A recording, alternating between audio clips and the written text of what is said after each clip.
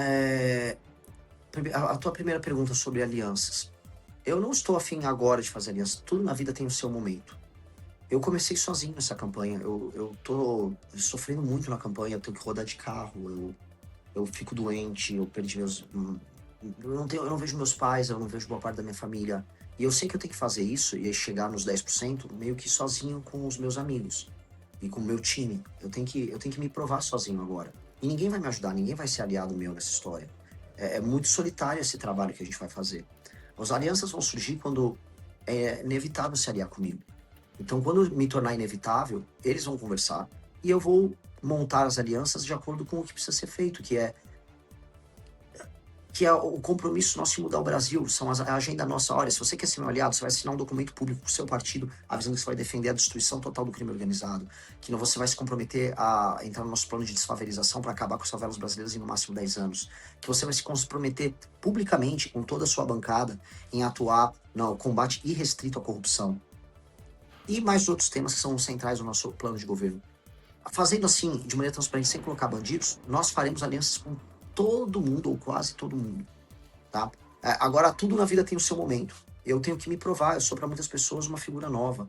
E se eu não conseguir, eu falhei. Então eu tenho, é uma pressão grande porque eu não posso falhar, eu tenho que chegar lá e eu vou chegar sozinho. O senhor mencionou em entrevista ao podcast Inteligência Limitada que em um momento que falaram ali a respeito do Nordeste, né, dessa região, o senhor chegou a dizer que o Flávio Bolsonaro copia seu slogan Nordeste é a solução, né? E que outras figuras também o copiam. Quero saber quem te copia e no caso de Flávio Bolsonaro e também mais aprofundado a respeito desse slogan, de que o senhor tem se aproximado do Nordeste nessas expedições, nessas andanças por aí, como é que tem se dado também essa aproximação? O único político que rodou mais o Nordeste do que eu foi o Lula. É isso que eu posso dizer. E não agora na campanha, na história dele. O Lula já rodou de ônibus no Brasil, ele fez a Caravana da Cidadania em 1995. E eu respeito isso. O Lula é meu adversário de vida, eu odeio o Lula. Mas eu tenho que entender o que os meus adversários fazem para eu poder fazer melhor do que eles. E eu pretendo rodar o Brasil de carro, ganhando ou perdendo a eleição. Eu vou rodar, eu irei em todos os municípios do Brasil, é um compromisso que eu tenho, porque eu só poderei ser um líder estando nos lugares e falando com as pessoas. O Nordeste é a solução para os problemas brasileiros, porque desenvolver economicamente o Nordeste é resolver problemas históricos de lá, mas problemas políticos de cá. Estou aqui em São Paulo. A pior classe política que tem no Brasil é a do Nordeste. A do Norte também é muito ruim. Não que o resto seja muito bom, tá? O Rio de Janeiro é um lixo e tal. Mas, no geral, quando eu faço uma média, nada é pior do que um político no Nordeste. Eles vivem da pobreza das pessoas. Eles precisam das pessoas pobres para continuarem sobrevivendo. É uma gente maldita, amaldiçoada. E se eu faço desenvolvimento econômico de lá, as pessoas param de votar no político que dá coisa para elas. Por isso que eu falei, o Nordeste é a solução dos problemas brasileiros. Ou seja, um raciocínio complexo, histórico, com leitura e com proposta. O Flávio, como ele copia tudo, e eu falava, eu já usei o slogan do Nordeste é a solução muitas vezes. Aí o Flávio vai fazer um evento no Nordeste, aí bota uma camiseta do Nordeste é a solução, porque o Nordeste é a solução pros votos dele pra ele ganhar a eleição. Esse cara é um idiota completo. Aí quando eu falava em direito penal do inimigo, eu tinha um slogan que é o prendeu, matou. Aí o Flávio falou lá com o marqueteiro, eu preciso fazer isso igual, o que eu faço? Aí o marqueteiro, faz prendeu, neutralizou. Né, o que eu faço com um cara desses, né? É uma imitação mal feita do que eu falo. A imitação chegou num ponto que eu fui o primeiro pessoal a trazer para o Brasil a discussão sobre trazer IA e Machine Learning para o SUS. Nós temos uma proposta enorme, você tem que estudar o que o Google fez em algumas nações, o que a China está fazendo, o que o NHS está fazendo lá na Inglaterra, que é o sistema, é o SUS deles. Aí o Flávio vai lá, eu vou colocar inteligência artificial no SUS. Hã? Como? Qual é a instância que ela vai ser utilizada? Vai ser machine learning puro e simples ou vai ter uma IA trabalhando para isso? Você vai ter... um sistema de prontuário único? Porque ele fala isso e ele não sabe que a IA só vai funcionar com prontuário único. Ele não fala de prontuário único. Então, ele copia o slogan, mas ele não copia a proposta porque ele não estuda. Porque o Flávio, assim como os membros da família dele, ele tem déficit cognitivo. Tô sendo elegante, isso quer dizer que ele é burro. Então, ele só fala as coisas mais simples e vai jogando pra frente. Isso me irrita muito. Isso é uma droga, porque você tenta ser verdadeira, de verdade. Assim, eu sou uma pessoa verdadeira. Eu posso tá perdendo voto com o que eu tô falando aqui. Mas eu prefiro falar a verdade o tempo todo. E eu não consigo lidar, me faz muito mal lidar com pessoas que são falsas o tempo todo. A falsidade faz mal, a falsidade me machuca. Eu não gosto de ver isso. E ele me imita do jeito falso e burro. Falou, pô, quer ser burro, mas seja burro original, seja burro do seu jeito. Não estraga quem tá fazendo certo. Renan, como é que você avalia no contexto? Você mencionou que teve com diversos embaixadores e representantes de delegações internacionais, né, recente. Como é que você avalia o destaque da política internacional e do olhar que o brasileiro está começando a ter em relação a alguns pontos, como, por exemplo, a questão do tarifaço impactando a nossa economia, a questão da nomenclatura das facções para organizações terroristas e da própria interferência do Trump aqui nas eleições brasileiras? Como é que você avalia esse posicionamento da política internacional na nossa política doméstica e se você é favorável ou não à nomenclatura das facções para serem organizações terroristas que o governo dos Estados Unidos adiantou o Brasil a fazer? Quer dizer, se adiantou em relação ao Brasil? Eu trato isso tudo como sinal de fraqueza do Brasil. Um sinal triste de muita, muita fraqueza. Os Estados Unidos, eles estão agora no fim da hegemonia global única como superpotência. Agora você tem duas superpotências, que é os Estados Unidos e China. E essas duas superpotências, elas vão começar a buscar arcos de aliança no mundo. Os Estados Unidos precisam de todo o continente americano, lá da Groenlândia, lá no norte, até a Patagônia, lá no sul, como uma reserva estratégica. E a gente está aqui no meio. E os Estados Unidos estão usando não só as tarifas, mas a força geopolítica deles para enquadrar a América Latina inteira, para espalhar, para retirar a influência chinesa. Então a China tinha influência na Argentina, os Estados Unidos, com seu aliado Milei, tirou a influência chinesa na Argentina.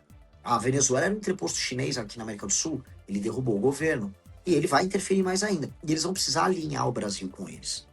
Então, este processo, que é em grande medida humilhante para o Brasil, tá?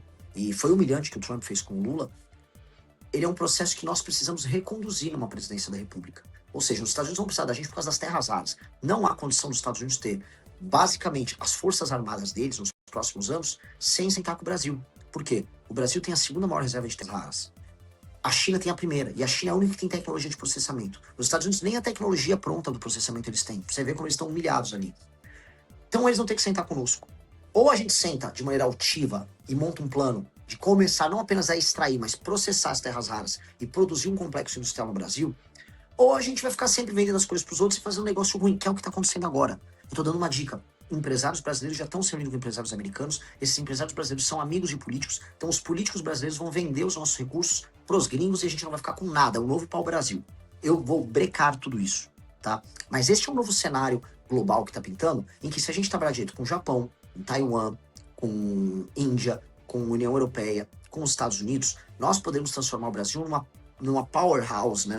Num lugar muito poderoso que não apenas extraia, vamos dizer, você extrai o neodímio, o disprósio, você extrai esses minérios, você consegue processar, aí você consegue fazer o ímã no Brasil, desse ímã você consegue fazer as baterias para drone, para carro, para celular. Eu tô falando aqui no celular, o ímã que vai no seu celular vai terra rara. Todo esse complexo de produtos começar a ser feito no Brasil com centenas de milhares, milhões de empregos de altíssima qualidade, muito dinheiro ficando aqui. E a gente muda o Brasil. Então, isso uma maneira da gente se adaptar geopoliticamente a esse contexto novo que está vindo aí. E é a maneira que eu defendo também. Sobre o enquadramento como organizações terroristas, eu sou bem direto. Eu fui o primeiro a trazer no debate público o enquadramento como aquilo que chama de direito penal do inimigo, que é tratar como um ente diferente, anômalo, a facção. Chamar de terrorista é só um nome. Ah, ele é terrorista. E eu acho que assim, o Brasil não tem que ficar esperando os Estados Unidos fazer nada. Eu acho humilhante se os Estados Unidos tiverem que agir aqui no Brasil. Não aceitarei como presidente. Eu aceitaria, assim, acordo logístico, acordo de troca de tecnologia, compra de equipamentos americanos especiais para fazer operações, porque eu quero pegar as favelas brasileiras, eu quero destruir todas as lideranças do crime organizado da maneira mais indolor possível. Se eu puder, o chefe, o DOCA, vai dar nome aqui, DOCA, o urso, traficante aí do Comando Vermelho. Se você tiver uma casa sozinho e eu detectar, eu vou mandar um drone estourar a tua casa. E ninguém ao redor vai se machucar. Que é como acontece agora nas operações. Eu quero ter essas tecnologias, eu quero essa parceria com os Estados Unidos. Eu quero drone e bomba no DOCA. Entendeu? Então, de resto, não há salvador. Ninguém liga para cuidar da gente. Se a gente não cuidar de nós próprios, os outros só vão extrair da gente o que eles querem. Seja a China, seja os Estados Unidos. Que é do nosso comentarista político, Rafael Cortez, ele que tinha colocado aqui para a gente reproduzir para o senhor, que é a seguinte.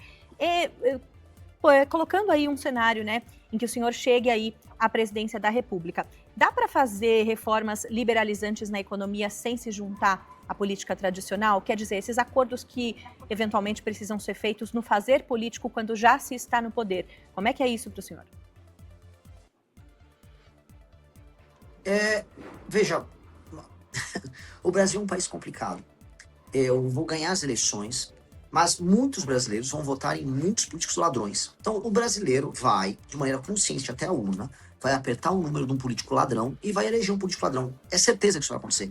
Então, falando assim, centenas de deputados corruptos que vão estar lá em Brasília só para fazer jogo sujo serão eleitos pelas pessoas. As pessoas reclamam e votam. O brasileiro é doido. Ele não pode ver um ladrão que o brasileiro sai votando. Isso é uma realidade. Então eu vou ter que lidar com essa realidade. Não quero lidar, mas eu vou ter que lidar. O que eu vou fazer? Do outro lado, eu ganhar a eleição significa que o mesmo brasileiro que também votou no ladrão está querendo uma pessoa que não seja um bandido, que seja claramente fora do jogo e que estabeleça novas regras de funcionamento da política. O que eu vou impor são as regras para uma aliança para passar as nossas reformas. Regras muito claras de participação no governo, e essas serão públicas, tá? O que eu vou fazer é quase como se fosse um edital para participar do meu governo. Vou avisar, partidos que quiserem conversar comigo, aqui está a pauta. Eu ganhei a eleição para presidente com essa pauta. Soltem uma ata oficial aí pelo seu partido, uma resolução. Com essa ata vocês aderem. E aí podemos, como pessoas absolutamente probas, compor governo e montar uma maioria na Câmara dos Deputados, uma maioria no Senado, para podermos trabalhar. Este vai ser o critério. E eu vou conversar com todos. No início, eu vou precisar passar uma PEC fiscal, muito bem levantada pelo comentarista, que é uma PEC fiscal que é agressiva e que vai resolver a questão brasileira das contas públicas que estão estourando, que vai permitir que depois eu baixe imposto, que o juro fique mais baixo, que invistam no Brasil, que o emprego aumente. Eu preciso fazer isso já. E eu vou precisar fazer isso com critério. Agora, você não vai me ver aqui num governo que compra as pessoas, que vai entregar a estatal para vagabundo de partido vagabundo ficar ganhando dinheiro. Não tem o famoso, olha, pega o ministério com porteira fechada. Não existe essas discussões de porteira fechada. O Brasil, por exemplo, se você entrega um ministério com porteira fechada, significa que aquele partido vai roubar de porteira fechada. Isso acontece no governo do PT, aconteceu no governo do Bolsonaro. Nós temos que disciplinar isso, não pode funcionar dessa maneira. E os partidos sabem que terá que ser assim, porque se eu ganhei a eleição, significa que o eleitor já está com essa mentalidade. Então eles vão ter que se adaptar. Se não se adaptarem, eu não vou ceder para eles. Eu não vou ceder para eles. Eu não vou entrar em guerra com os deputados, mas eu também não vou ceder para eles. Para finalizar, pré-candidato, quero saber o seguinte, pintei aqui um cenário em que o senhor se elege presidente e agora o contrário, né? Em não se elegendo, tendo ali o cenário de segundo turno, o presidente Lula e o senador Flávio Bolsonaro. Para quem o senhor acaba fazendo campanha ou vai se isentar desse debate?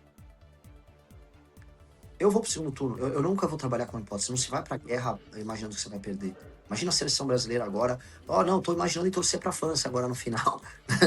Não pode. Mas exercícios de suposições existem nesses momentos, porque também faz parte do fazer político, né, pré-candidato? Lógico. E aí quem faz são os jornalistas que trabalham com cenários. Eu sou um líder, eu não sou um jornalista. Então eu não posso não me comportar como líder aqui diante de vocês. Um líder, eu não posso falar pras... Vou colocar aqui dezenas de milhares de pessoas que me divulgam, que estão agora falando o meu nome. Olha, se eu perder, eu vou fazer tal coisa.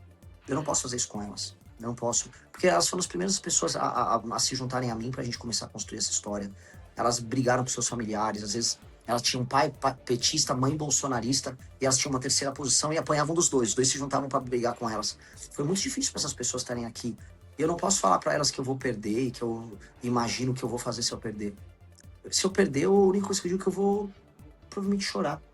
E vou abraçar as pessoas que lutaram comigo e vou ficar muito bravo, porque eu tô dando toda a minha energia nisso. Eu não vou aceitar ter uma mentalidade que não seja vitória. Eu vou lutar até o fim. Eu não posso pensar assim. Eu peço desculpas pra você, porque eu sei que você tá fazendo um trabalho jornalístico muito sério. Essa é uma pergunta importante pra leitura de cenário. Mas eu não sou essa pessoa. Eu não posso te responder essa sua pergunta. Não tem do que se desculpar, já tá respondendo, é legítimo, e te agradeço por essa conversa aqui. Renan Santos, pré-candidato do Partido Missão à Presidência da República, conversou conosco aqui no Rede TV Notícias, primeira edição. Muito